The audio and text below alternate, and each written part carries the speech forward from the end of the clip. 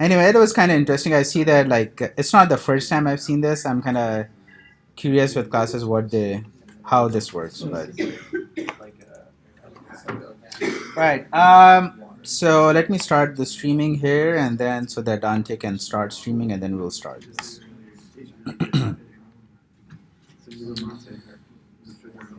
Am I connected? Yes. All right.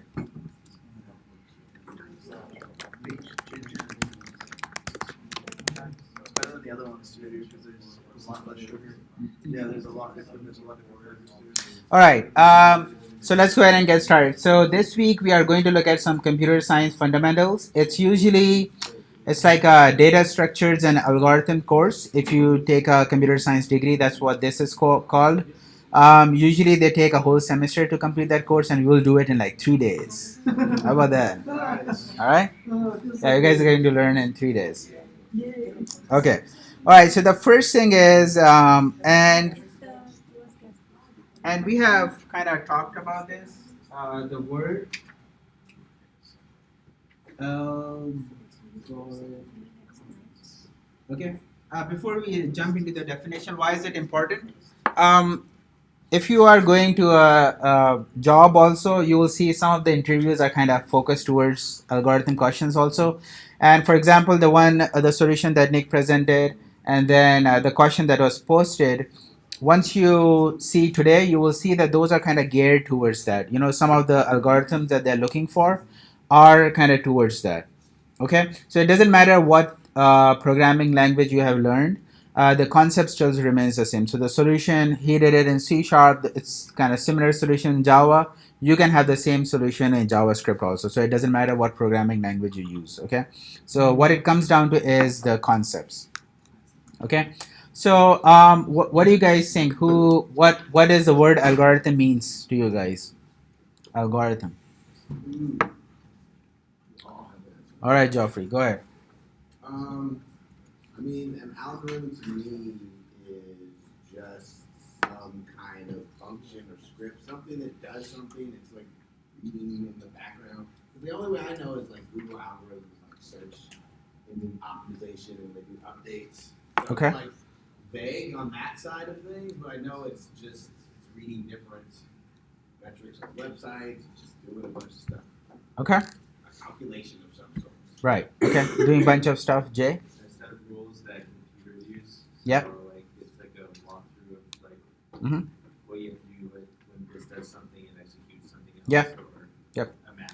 Exactly. That's both of you guys are right. And if it comes down to a simple, what Jay is saying is just a set of instructions. That's all an algorithm is, right? On Saturday we were trying to solve that problem, right? And people came up and they wrote a set of instructions basically, right? And we will call that an algorithm. That's what boils down to. It's just a set of instructions that your computer can understand and execute. Okay, that's what algorithms is. Now, when we talk about algorithms, two main classes that we are going to talk are search algorithms that Geoffrey is talking about. It's not going to be as sophisticated as the Google one that he's saying, and sorting algorithms.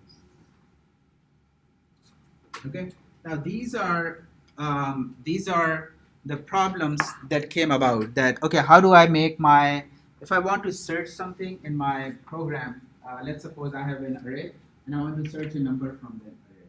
Right? How do I come up with an algorithm that does this for me? Okay, that was the first step. And then when they came up with the algorithm, the next thing was how can I make it more better? Right? That's why you have like few search algorithms. Okay.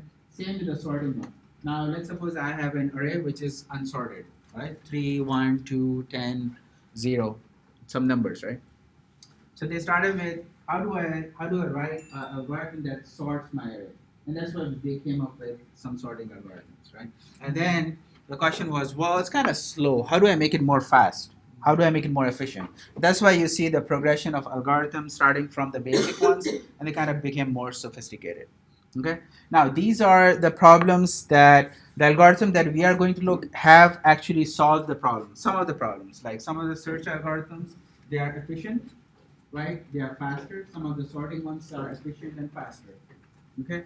But the knowledge we need to understand how they're working and how we get to that point.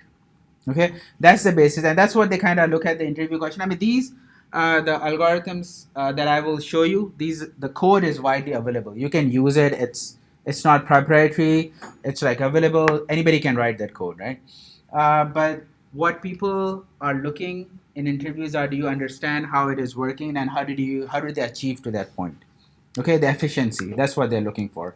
Um, Most of the time, I mean, they don't actually say, hey, write an algorithm for quick sort or write an algorithm for bubble sort or something. Somebody might say it, but mostly they kind of make a question like you saw the load balancer one, right? It kind of boiled down to basically dividing an array into three pieces. That's all it was, right? So they kind of disguise a question that kind of takes you in towards that path. That's what these usually come down to. But it is good understanding, and that's when you take a computer science degree, they kind of start teaching you with this. It's usually data structure and algorithm course. I mean, like third semester, I think that's when I took it. So they teach these algorithms and kind of show you how they have solved these problems. Okay. So searching. So today we will do searching. Saturday you will see the sorting one. Sorting one is a little bit more complicated, of course, and they have a lot more. Searching, we'll see like two simple searches one. The second one is not as simple, but it's highly efficient and widely used. The sorting ones, there are a lot more sorting algorithms that you guys will look at on Saturday. Okay? All right, so let's start with the searching one today. So what I'm going to do is, what we are trying to do is I'm going to give you guys an array, and then you would see how would you find a number from that array. Let's say, let me slide this out. Okay, so if you look on your Slack, I have a array of some numbers, 10, 34, 56. I have 10, 34, 56. What else do I have? 67, 67, 93, 93, 120. Okay. Okay. 159. 259. Okay. 280, 311, 342, 413. Okay, so this is the array that you guys are looking at. All right. What is one thing that stands out about this array? Sorted by. You guys see it? It's sorted in ascending order. Okay. An excellent point to note. So keep that in mind. This array is sorted in ascending order. Okay. Now, what we are trying to do is, let's suppose I want to search for this number, 168. Okay. Just pseudocode it. Think about it. How would you search for it? Well, you can look at it as humans and say, oh, 168 is there. Right. Now let's think from the computer side. How would you? Just a basic algorithm. How would you search this? You look through each number until you either find it or hit it. Okay. Bigger. That's really good. You guys heard that? He's saying loop through each one until you find that element, right? And that's the basic. That's the first algorithm that comes to mind, and it does have it. It's called linear search. All right. So you're going to loop through this array, and then compare each element with the one that you're trying to find. Okay. Somebody can come up now and write that code for it. It's not as difficult. This is probably the easiest one that you guys will be writing. But not giving up. It's not it's give it a try. Well, I adjusted myself. What is it? I just, well, Somebody?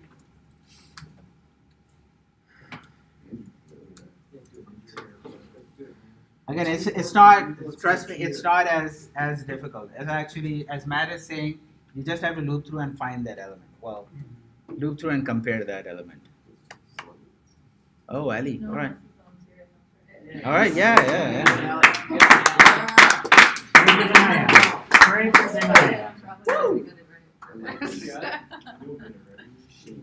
It's good practice. You guys will be doing it on the interview. So, what is it?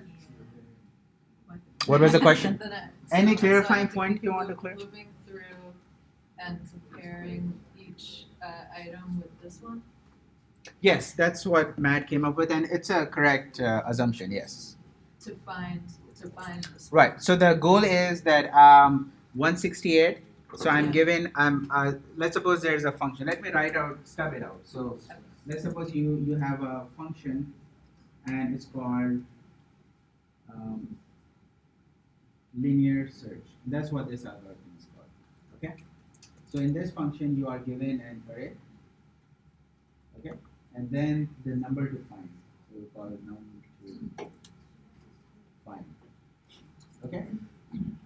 And you can take this as your input array that comes in, and 168 is a number that you're given. So now you have to just write the function. How would you write that? How would you find, like, how would you return saying true or false? Did you find the number or not? I'm moving through the whole array. So,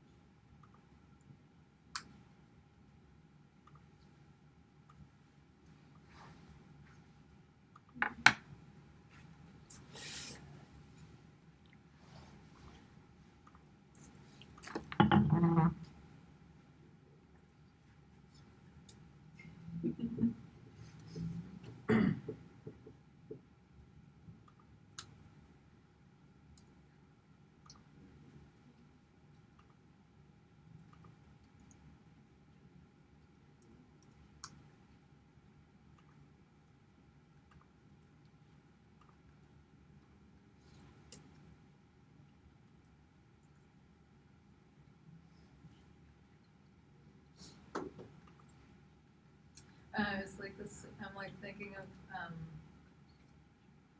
another algorithm that you were doing another like how you're what was it last time, like you were using the pivots. Okay. So like right. You don't have to worry about the pivot. We'll come to that point. Right now, it's just the loop is correct. Something even more basic. You don't have to worry about the pivot one.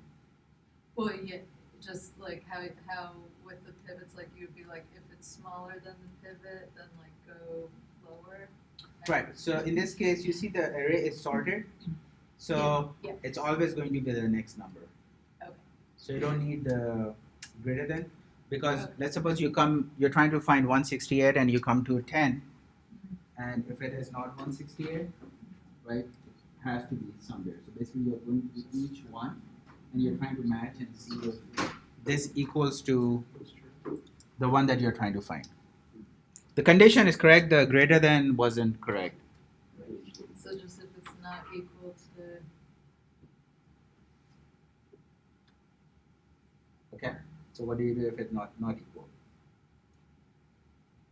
But don't you need two different conditions? Because depending on if you have to go up or down. You just have to go up. There's no coming down. You started at the very first one. You're starting Oh, yeah, from the no. first index. So you're always going down.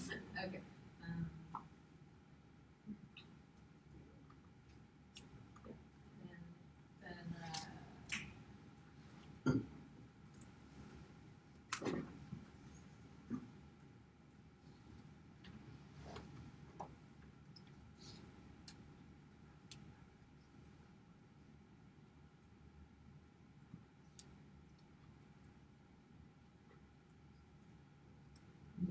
And then just keep going up.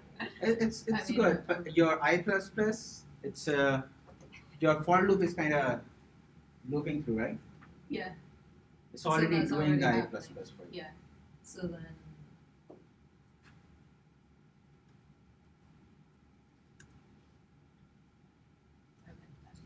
And you're close. So start from the first. So let's suppose you are at index 0, right? And what is at index 0? It's 10. Yeah. Okay. So what is the condition that you're going to do? If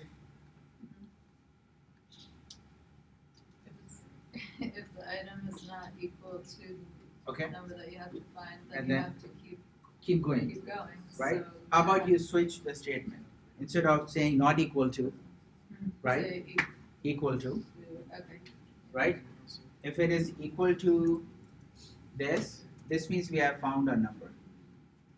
Yeah. Right? So return. Yep. Return. Let's say return true.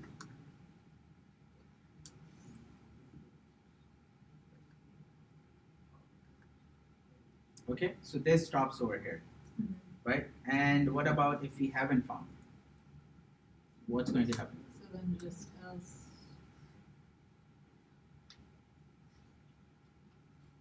You keep going. So Right. how do I write that? Right. You don't write anything. It's going to Oh. keep going, right? Oh yeah. Right. So you don't even need the else one. So that's it. That's it.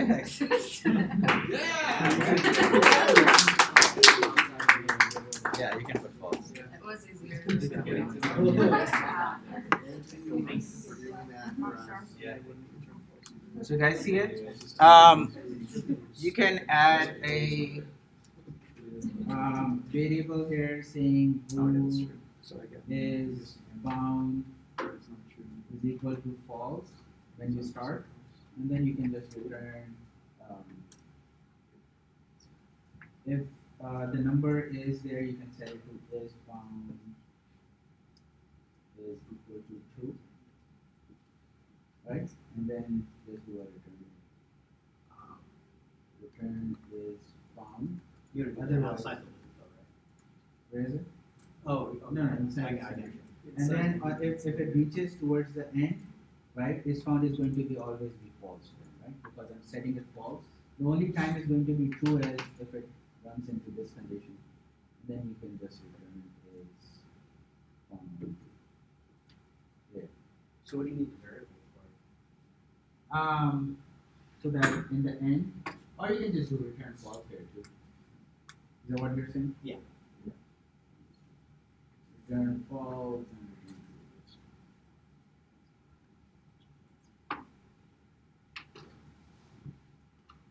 true. Okay? Does that make sense to everybody? This is probably the easiest algorithm, and it's called linear search. Okay?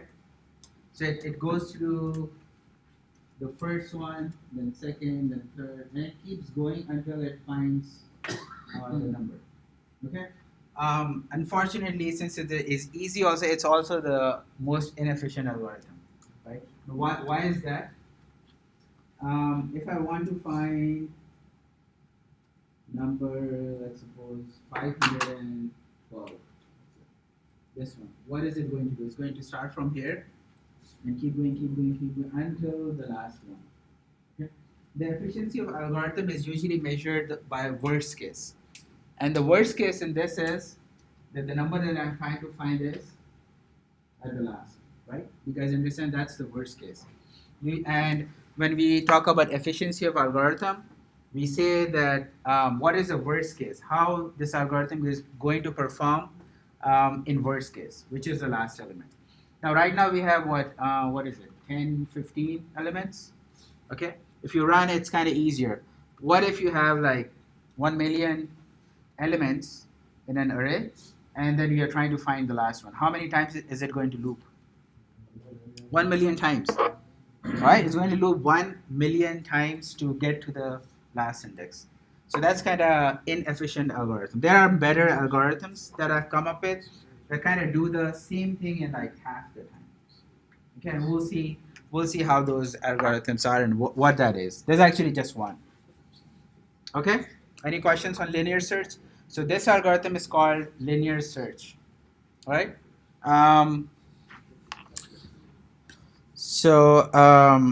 Is it still a basic linear search if you stop if you get to too large a number? So you know, sort of, if we get to what?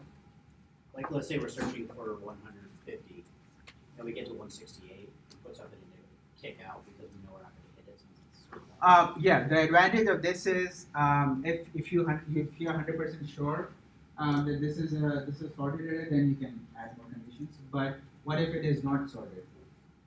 Right, then there's no possible way that you can kick out. Yeah.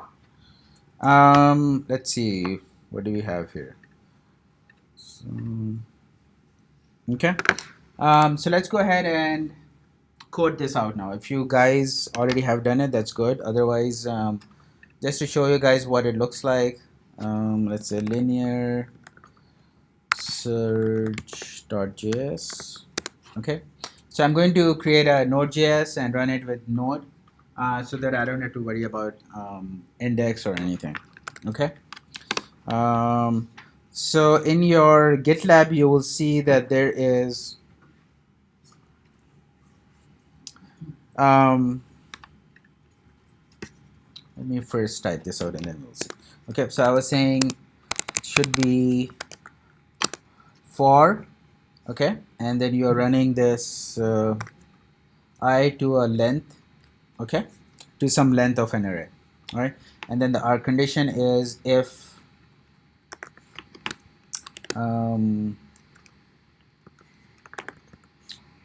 so this is our number that we are trying to find is equal to, I'll just call it num to find. Okay, let's call this array. Okay, console log. Let's go ahead and console log the number. Okay, the index number, and what is the value at that index? This one. So num to find. Num to not find. Find. Yeah, I'm going to find numbers who are matching. Okay, and then you can go ahead and pass. Create an array here. Let array is equal to some numbers. Let me go ahead to Slack and copy these.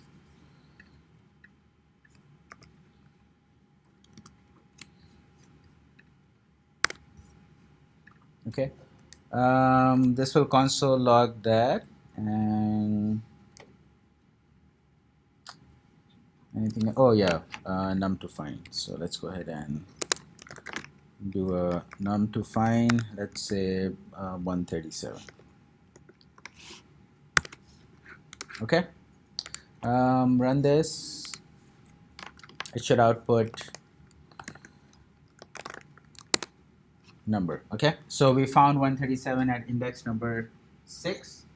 Okay, and then similarly you can put any number, let's say 514. Oops. That number's not there. 514. Okay, so it's at index number 13, and if the number is not there, let's see what happens. It should say it doesn't do anything because this condition is never met. Okay, so this is how you write the linear search.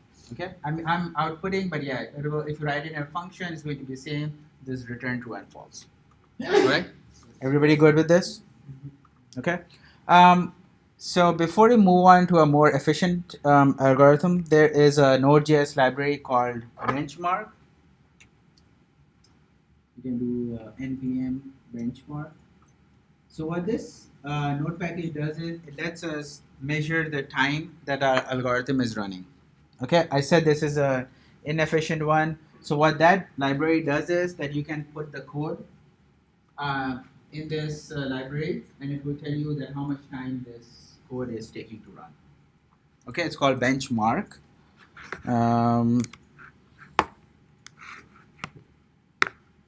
It's an npm package, and if you see, it says you have a suite benchmark.suite, and then you add. This is where your code goes, and then it kind of measures things. Okay, I'll show you the code that it looks like. But the point of this library is that you can put your code, you can put your algorithms, and it will spit out how much time it is taking. Okay, so just to quickly show you guys.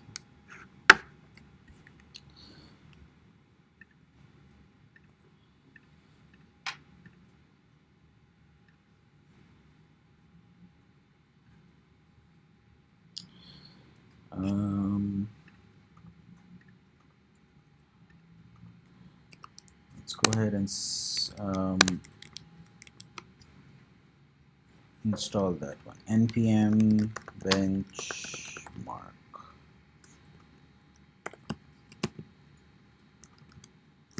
Oops.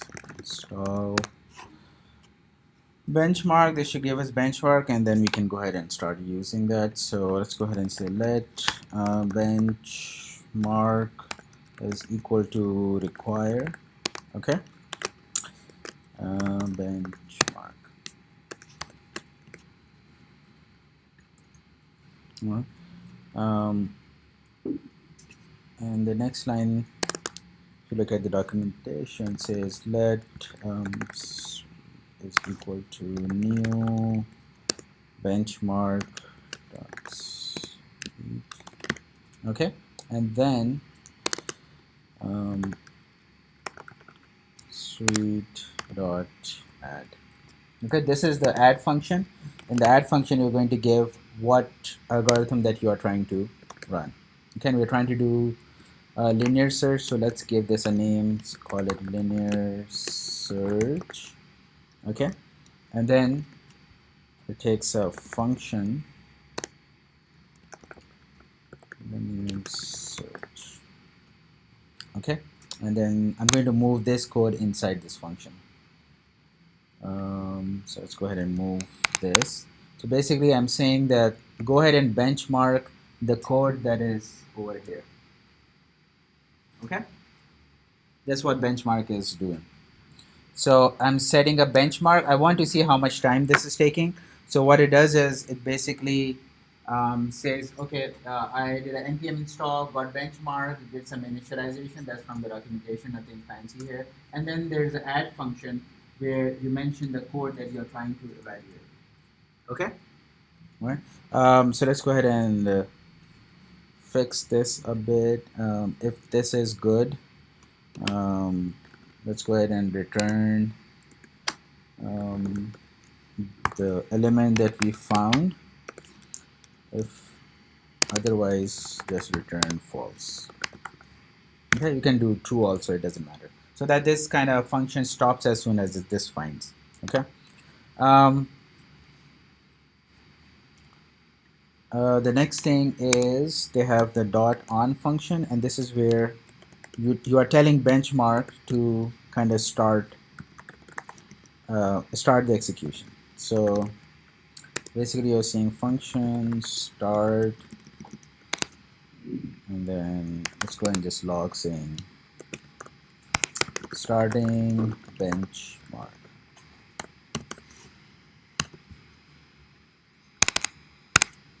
Okay, so the second function, I'm kind of chaining these functions. The second function basically saying when this benchmark kind of starts, it will just console log saying it's starting to benchmark, that it is going to start this function. Okay, the second method is when it ends. So same to as start, you have a dot on complete, and this is what's going to get fired when your execution is complete. Function, I think they're calling report. Okay, so when the function completes, when this code completes, fire this function. So there are two event handlers, start and complete. Start when this starts, complete when this completes. Okay, simple. And in the complete, we want to see how much time and all that stuff. So that's the code that's going to come over here. Okay. Yeah, it says reserved. Yeah, they're looking for this. If you open up this code, actually, it was interesting. I was looking at their code, how they're doing it. If you open up their code and then see these functions, they are looking for the. Over here. I think it's in the next ones. They are actually looking for the keyword start and complete to execute. Okay. I'm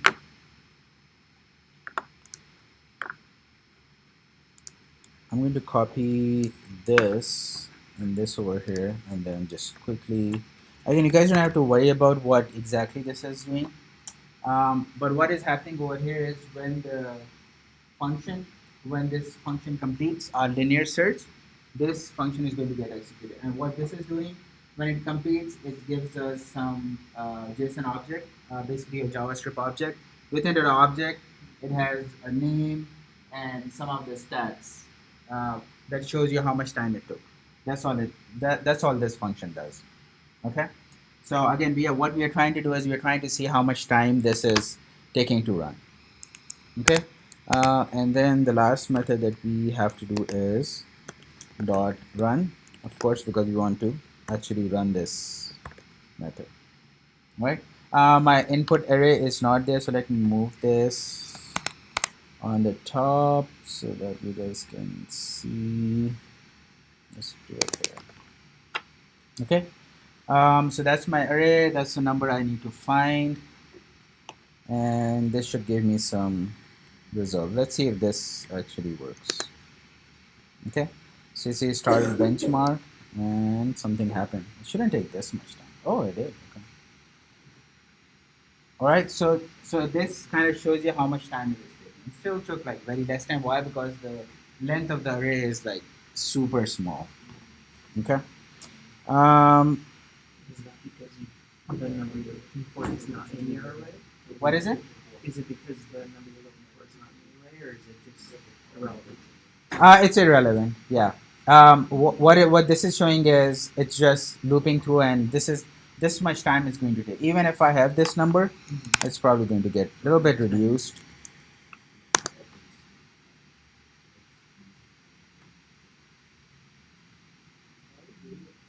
Okay. A little bit lesser time because it was there, but So still it's it's low to high. huh? A low to high, so it's like 3.95 Yes. to 8 seconds, or oh no, that's To the minus power. 10. Yeah. So what would happen if there's if I try to run like a million rows? Okay.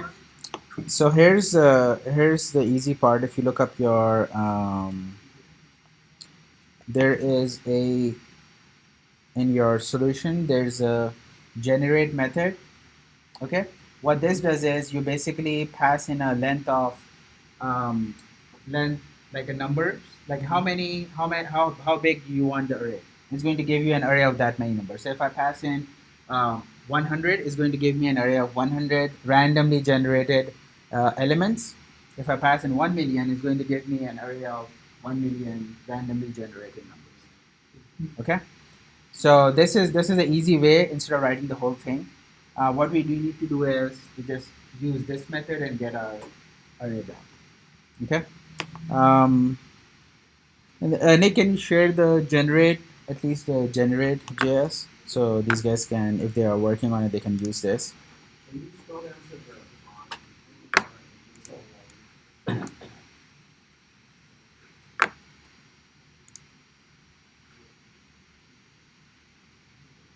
Got it? Okay.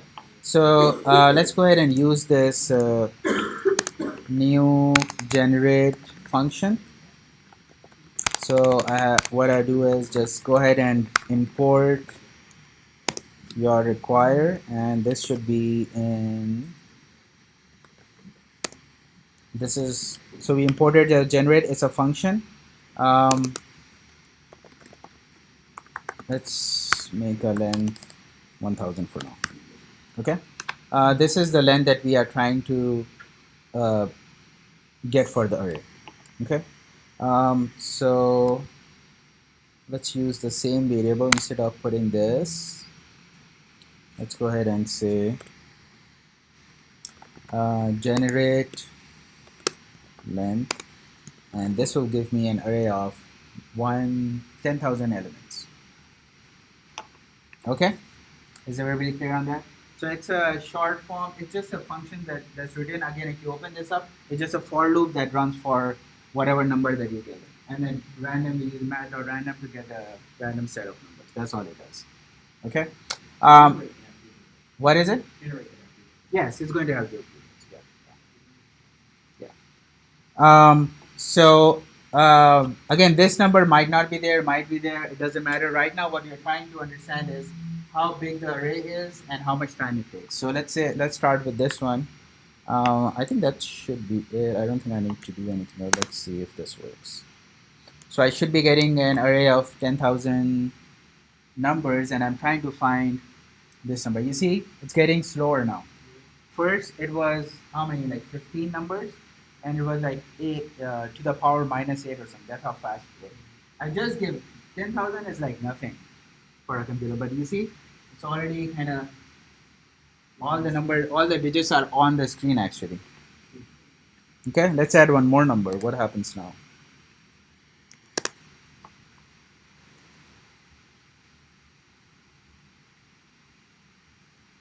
Okay, more slower.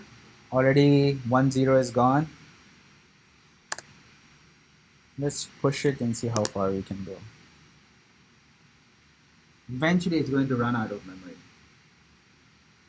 Okay, so even more. So you guys see the pattern? Faster, then slower, slower. It's even more slower now. Like, how many zeros are there? 6 zeros. One more, it will break.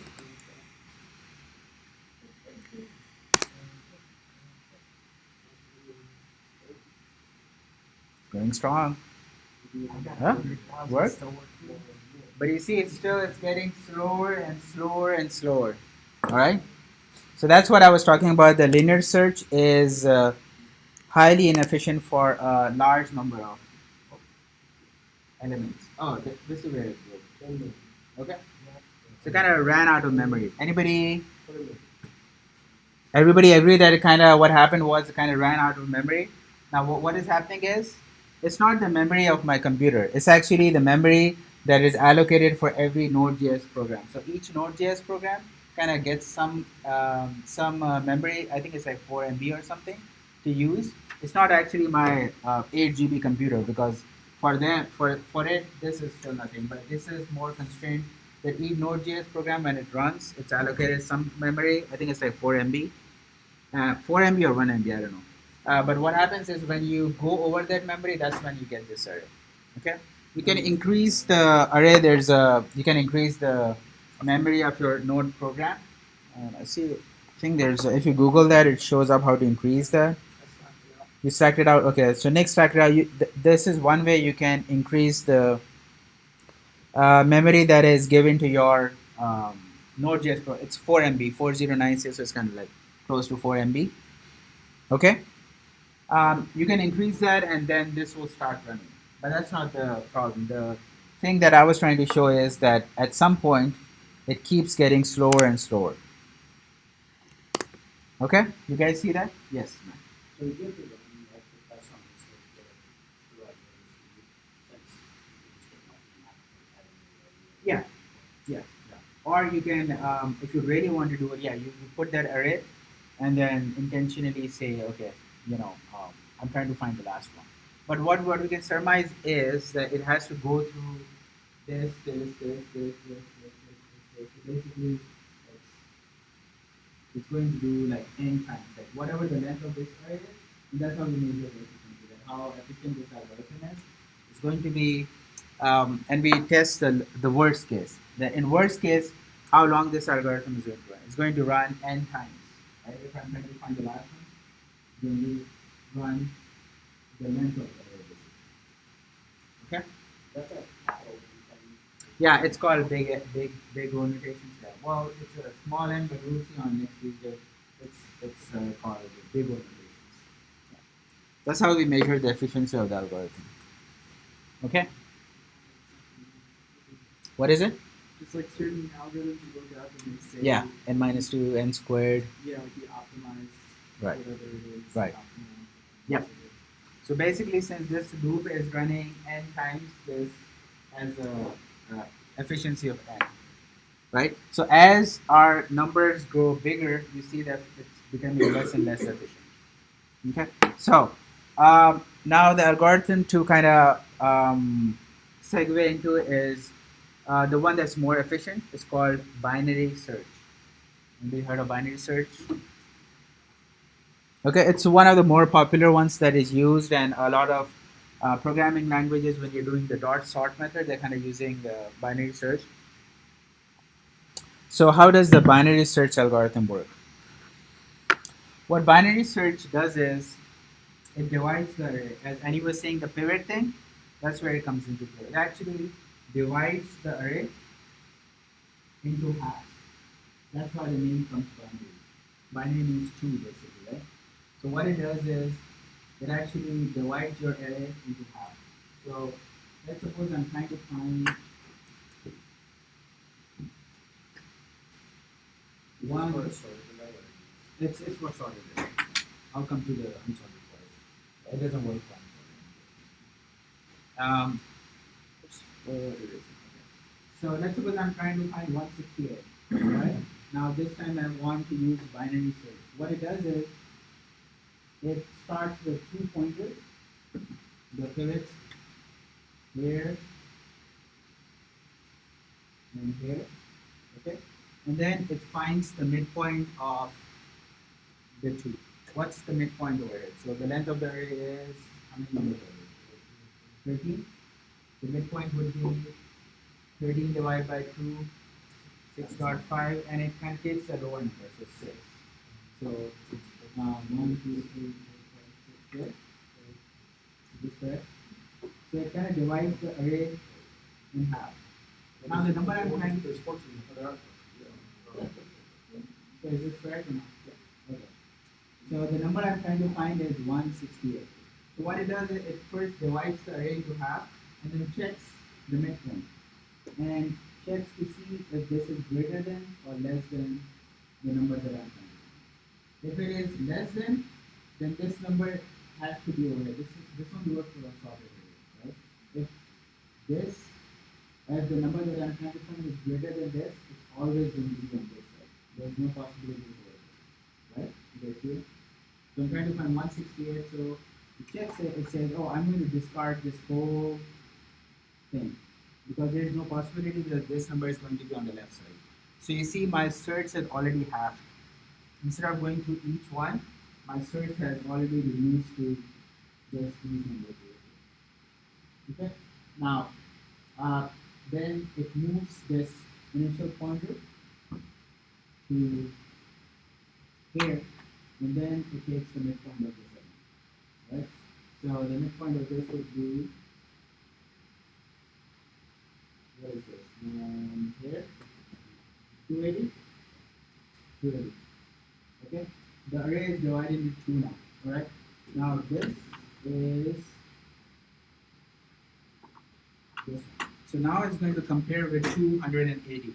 Is 168 less than or greater than 280? Less than. So it cannot be over here. It has to be somewhere over here. Okay. So then it says, okay, this is the one that I have to now find this number. Okay.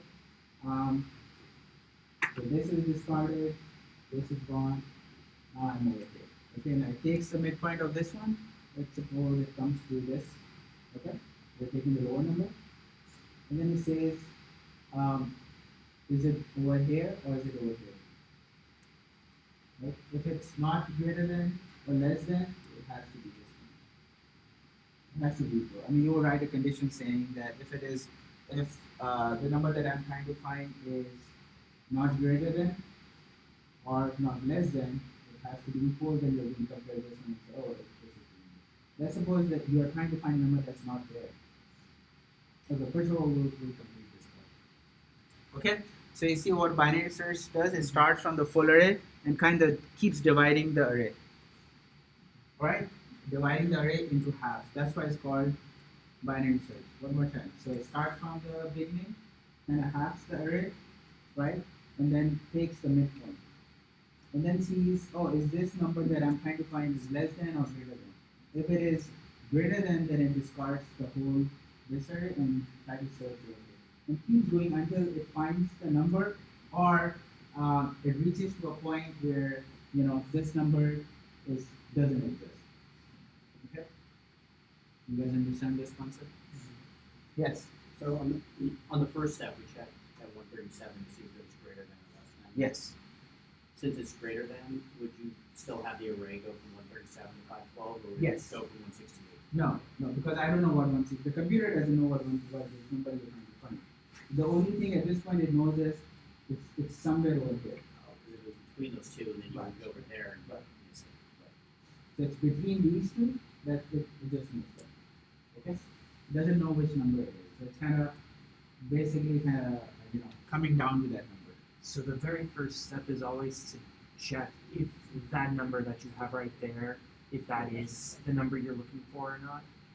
So like if you were to start on 157 and you were actually, or 137, you were actually looking for 137, and just by pure happenstance, if that happens to be the number that you were looking for, Mhm. it would just stop right there and be like, Yeah. oh, So what would you do is you would put the condition equal to. You will add that condition that if it is less than or equal to. Okay. Or greater than or equal to. Mhm. That's the condition you need to have. Yes. Okay. So you can check again with three conditions, but they can be merged into one. But basically, what you're doing is if 168 is less than or equal to this number, right? If it is not, this means it's somewhere over here. You can check. Okay. And the number that you're trying to find does not exist, then it will keep going down, down, down until it reaches to one alone midpoint, and that number cannot exist. For example, let's say 169. So what will happen in 169 case? Comes down to this, right? And it says, oh, this number has to be somewhere on this side, right? And how many elements are there? There's only one. So it kind of basically compares with this one. It's not there. It says, oh, my array is done. There's no way there that number exists. But basically, kind of halves into the number. Now, what's one concern over here? Right now, the array is sorted. If the array is sorted, what? Huh? What would you do if it's Right, it won't work. This algorithm only works if it's a sorted array, right? But here's the thing. This is still efficient if you sort the array and then run the binary search. It's still more efficient than doing the linear search. That's how fast this is. Out of the bubbles. Yes. Use a better, what they say is use a faster sorting algorithm to sort the array and then do a binary search. It's still faster than just doing the linear search. That's how fast this is. And you can see that, if there's a million elements array, suddenly in the first step it comes down to 500,000. The second step comes down to 250, right? It kind of halves in like 3 steps you're like down to like 150,000. Versus linear search is going through 0.1111 until the million row. So in the worst case, if you're trying to find this element, 512, you can reach in like 1, 2, 3, maybe like 4 steps. Okay, using binary search. And in linear search, you're going to reach 512 in 14 steps. Okay, you guys see that? 4 steps using binary search and 14 using the linear search. Now, there's a really good visualization here, and I'll sort this out. So, let's see if I can make it a little bigger. So let's say, so these are both compared. So let's say I'm trying to find, what am I trying to find? 908. Okay. Start this and make it slower. Oh no, it's fast.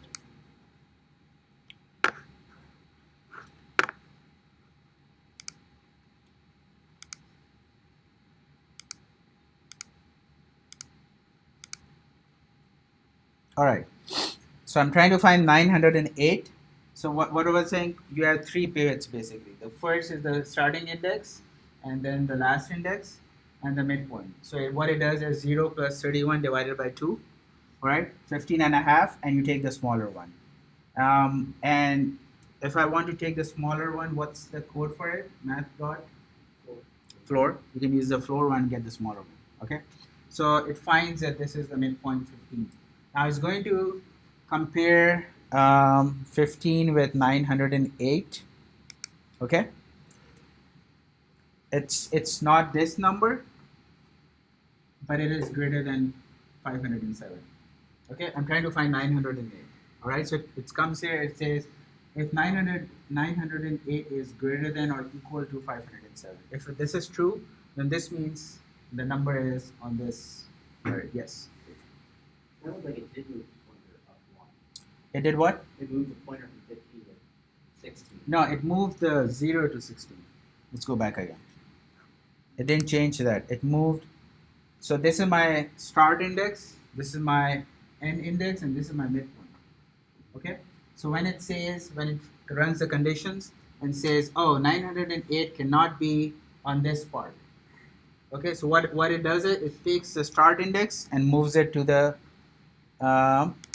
one that is after the midpoint. So midpoint plus 1. Okay? So that's what I was asking about before. So Okay. then I guess what would happen if the number was 508? Yeah, 508. Right. Right, it's going to come over here and it's going to fail in the next condition. Right, because now it's going to check, it's going to get the midpoint over here, right? Well, it won't fail in the next one, it's going to get to eventually.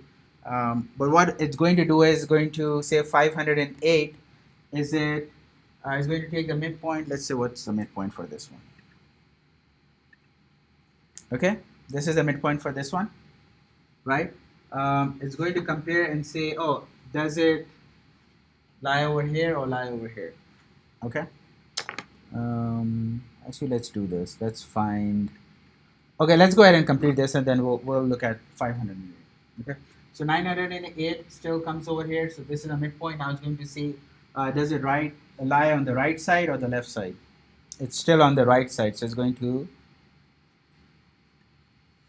Okay. So it's going to move the starting index, the blue one, to over here. Okay. All right. Now it's going to calculate the midpoint again for 24 and 31, and it comes down to 27. All right. I'm still trying to find 908. Okay. Now, does it lie on this side or this side? Greater than, right? Left. So which point is going to move? The start or the end? The end is going to move because we are trying to come closer. Okay. So comes over here. Okay. 908 then is going to go ahead and find the midpoint. Okay, 887. So it should be on the right side now. Okay, and then if you see over here, they have an equal condition over here. Okay, and So then they don't check for equal until they've narrowed it down to one. actually, if you look at the algorithm, the pseudocode, they have equal to on the while condition. That's less than reason. Like they don't determine success until you're down to the last element. Oh yeah, Like if yeah. you randomly land on it. Oh right. Then it's yes. Yep, because you're again half going to the half one. Okay. Let's. There's no short circuit. What were you trying to find? 508. Is that what you said? Yeah. So 508 it doesn't exist. Okay. So.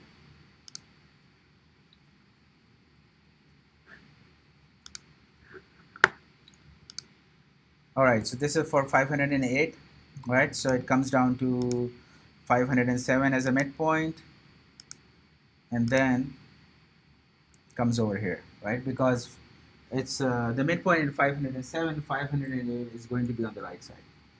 All right. Checks the midpoint. Now it is 879. Okay, it's going to be less than, it has to be on this side. You see, it doesn't like stop over here, it still comes down until it comes down to the last element. Okay? So this method takes the same number of iterations no matter where the number is. It just gets done. Yes. The half, yes. Yep.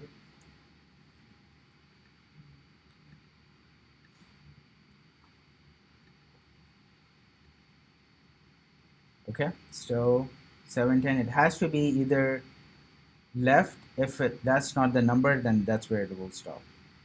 Okay.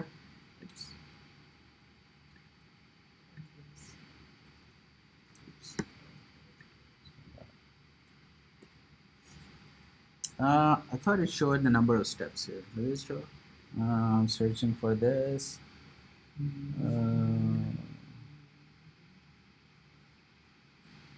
Okay, let's say just -1. All right. Questions? Do you guys understand how binary search is working? There, but did we have +1 over here? What is it plus She 1? said it did half, but it moves it to the next one. Like when it does the equation. Tries to half it and then it does it to the next number. Uh-huh. If you do that over there, how come we just like half it? We did +1. Is that just different between No, it's the same. Like if it is over here, then you will like subtract 1. Like this is the range you're trying to find. If this is the midpoint, then this is the range you're trying to find. I think she's talking about what I was asking about. So if if we we're- move it from 137 to 168 before we look at the range.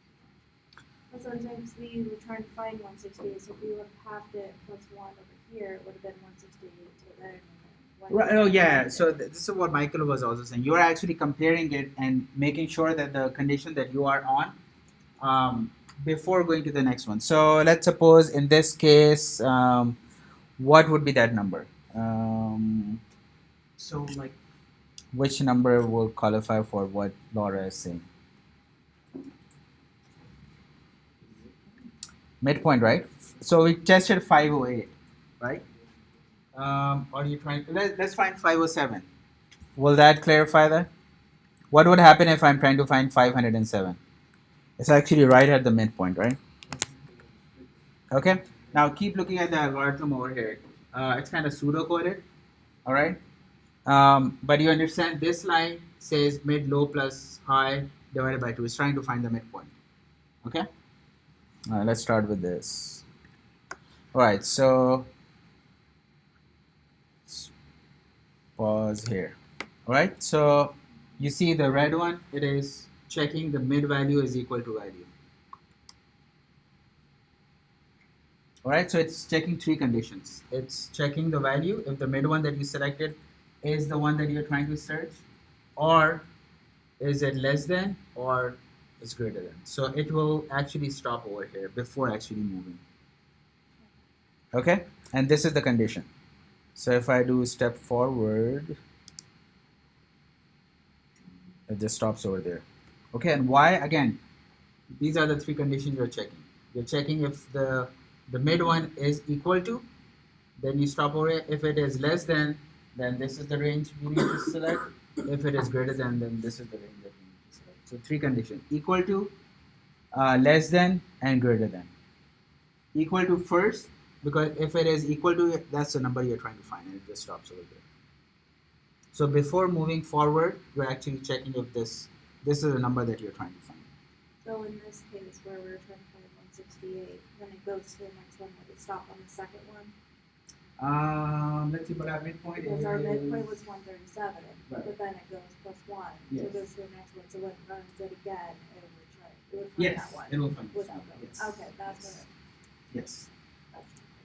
Because that's not the midpoint, that's Well, it's a midpoint plus 1. And that's what I was saying with the numbers in it, so that's why I was getting confused. It's Like, the midpoint how plus is 1. it? I suppose you could write these conditions into your. Yeah, but the check is if the midpoint's the number. Yes. In this case, 137 is the low, or is the mid, so Uh-huh. we set that. Oh low yeah. to mid Yeah. plus I'm one. sorry. So Yes. that's why I'm- Set another Yes. condition. So So- that one What happened is in a that little bit case? different than this one. If it is a midpoint, then it just stops at the midpoint. That's what I'm What saying. if it equals like the low point in that case? No, there's no check for the low point. There's no check. No, it will keep going until it reaches a low point. Okay, so let's suppose 617 in this case. This is the one that we are trying to find.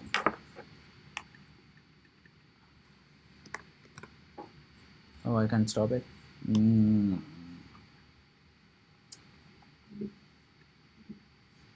think because it's a low point and it doesn't have a mid. Yep, exactly. So in this case, this one with the bare value. Right. Okay.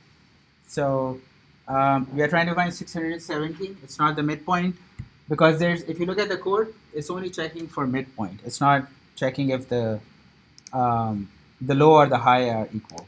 So midpoint, this is good, right? It's not equal to. It's actually less than, so it moves up over here. Okay, now you will see it doesn't stop here, it will keep going until this point kind of reaches over here. So you see this moved over here, even though this is the number you're trying to. So it's going to kind of narrow it down. Unless it's a midpoint, it's going to keep narrowing down. Yeah, it's not going to stop unless it's a midpoint. You see, it's still 617, but it's going through all the steps until now it becomes a midpoint. That's when it will. Okay, there it is. So if it's a midpoint, then it stops because we have this condition. Otherwise, the three conditions are: if it is equal to the midpoint, then that's the value. If it is less than, then we have to find over here. If it is greater than, this is where we need to find. Okay, good questions. Any other question? All right, who's going to write the code for this one? Come on, somebody. I mean, it's right there. It's right there. It's All right, in Michael. Python. It's in Come on, Python. Michael. No. Just write it over here. Ah. It's right there, Michael. Come on. I believe in you, buddy. Volunteer.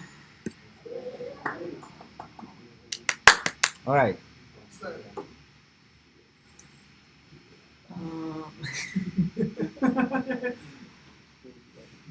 We'll be waiting.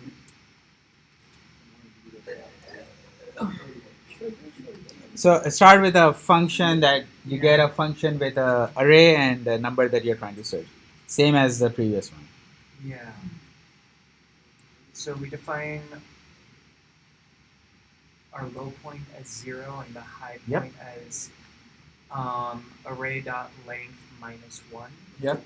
Why? Because this and this. Right? Uh-huh. And this is going to be array length, which is 32 minus 1. Yeah. Okay. So let's go ahead and start with that. Actually,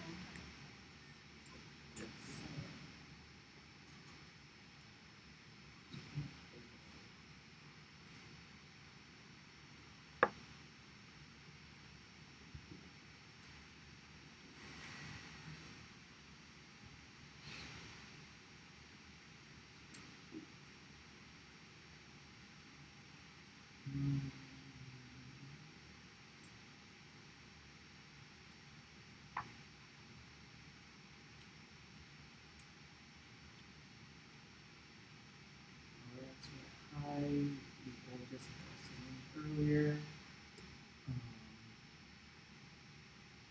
Array Okay. Yeah. dot length. Yeah.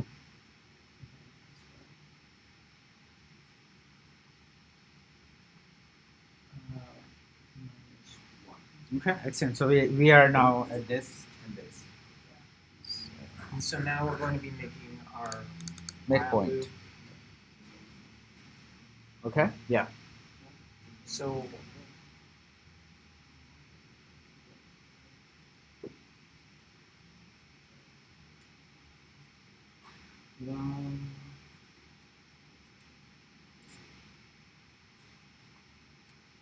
yeah, I feel like this is cheating because I do have it right here. Right. But But- what does it mean? Low is less than equal to high. What's the condition? So while our Low. low is less than or equal to our high value, Yes. we're going to be checking the midpoint, which will be the low point plus the high point divided by Right. We'll get to that. But what is the while condition? The low is less than equal to high. It's going to keep running until low is less than equal to high. What point is this going to get false? When they are touching each other.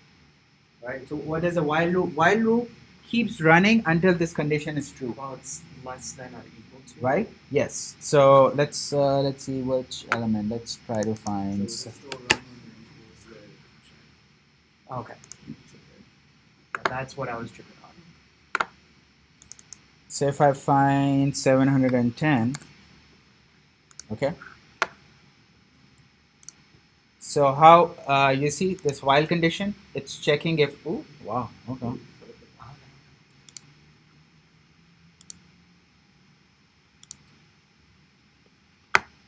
now it won't go forward.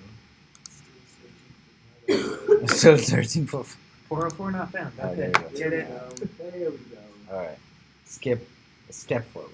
Okay. So this while condition, this is going to keep running until Mhm. your low is less than equal to high. Okay. Yeah, And as long as the low point is less than or equal to. right. And at what point is that condition going to be false? When the both low is equal to high or less than. So there are two conditions over here: less Well, than and equal to. Yeah, wouldn't, as that's written, and wouldn't that just keep running until the low is higher than the high Yes. Yes. So what you're trying to binary search is kind of half, half, half, half, point? half. And let's suppose the number doesn't exist. What's going to happen eventually is going to overlap. That's when it's going to fail. Or if the array is even numbers, it's going to kind of overlap each other. Mhm. So that's what you don't want. That means that you have searched the entire array and the number doesn't exist. That's what this condition is doing. Mhm. So keep halving the array until both meet or they cross each other. That's what the while loop is for. Yeah. Okay. Okay. So while low is less than equal to high, Mhm.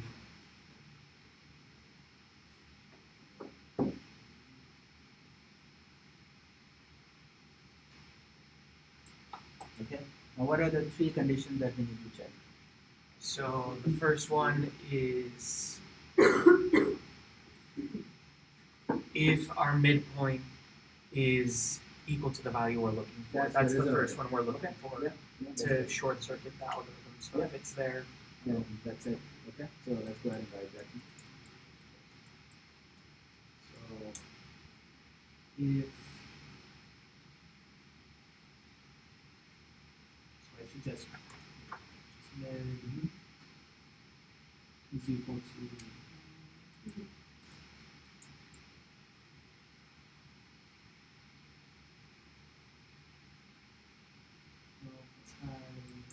by 2. Okay. And we are trying to find the lower one. Math dot lower. Remember, if it's if you do 0 plus 31 in this case, the result you will get over here is 15 and a half, 15 and a half. right? Okay. But Yeah. we need 15. How do you make it integer? Math dot floor. I mean, Yeah. it just rounds it down to 15. Yeah. Okay. So I guess I could also just do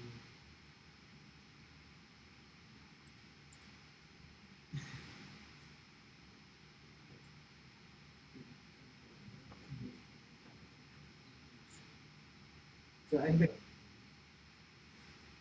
yep, and you move the mid equal to before math dot floor so that you have the value. Yeah. Yep, that's it. Okay. So now we have our midpoint, and now we can write the two conditions. First condition you write if the midpoint is equal to the array that we're at. so mid is equal to the value we're looking for. Just So again, go back. What is mid? Mid gives you the index number, right? It is giving you the index number, not the Mhm. actual element. yeah. So then we just do Yep, that's it. array Mm-hmm. index mid Yep. is equal to the value. Yes. Yep. There you go. Okay. Then do a return true. You found it. Okay. That's the first condition. Excellent. Okay. So you guys getting it? This is the first condition. If he finds that the midpoint, then there's no need to go further. We already found the element. And so the next step that they have up here is if the midpoint is less than the value, Okay. then so that is so if Yeah. Array.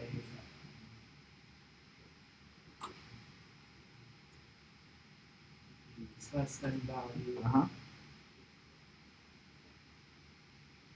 From low and high, which point are we now shifting?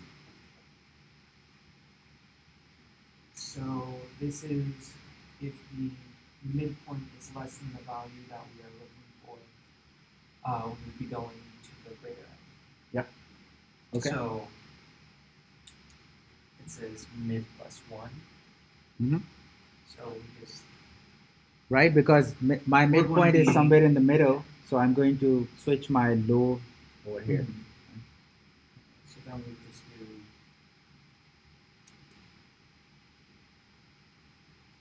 Okay. that, and then But that will be assigned to my low, right? The low variable that you declared. So this is my low, and this is my high, right? Now my low has to come over here. okay, So yes. yeah, low is equal to mid plus 1.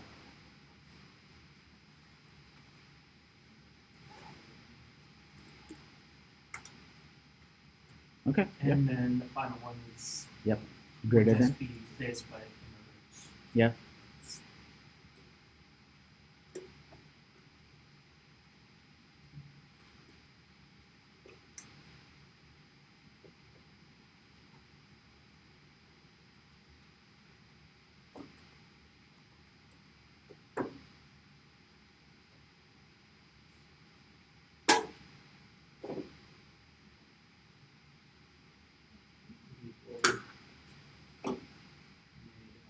Minus 1. Okay. On this one, the condition is correct.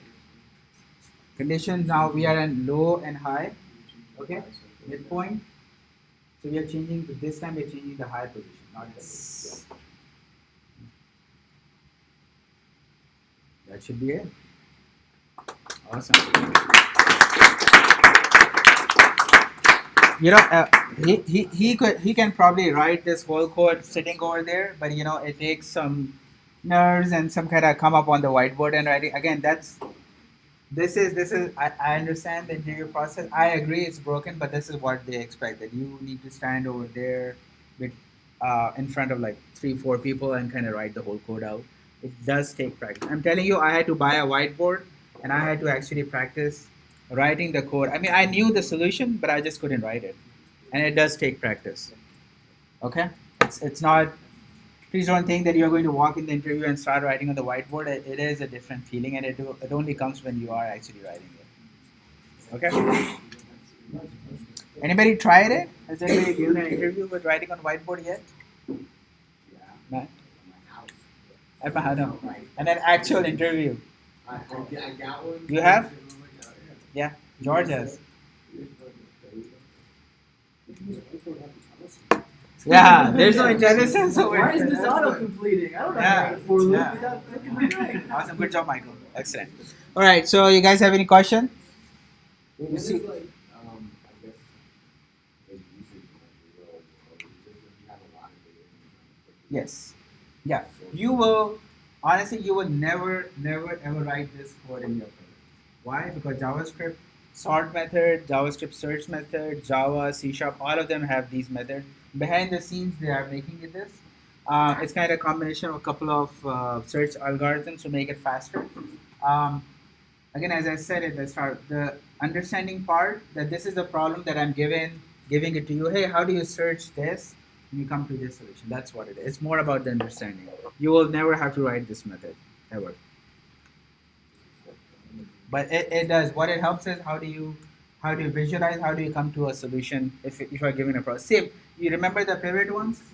If you are efficient in this, you understand this algorithm, that the pivot thing, and now you go back and do the load balancer one. That's how I got it, because I have done these algorithms. I kind of know this pivot thing. It's not new. It's not something I made or anybody made it.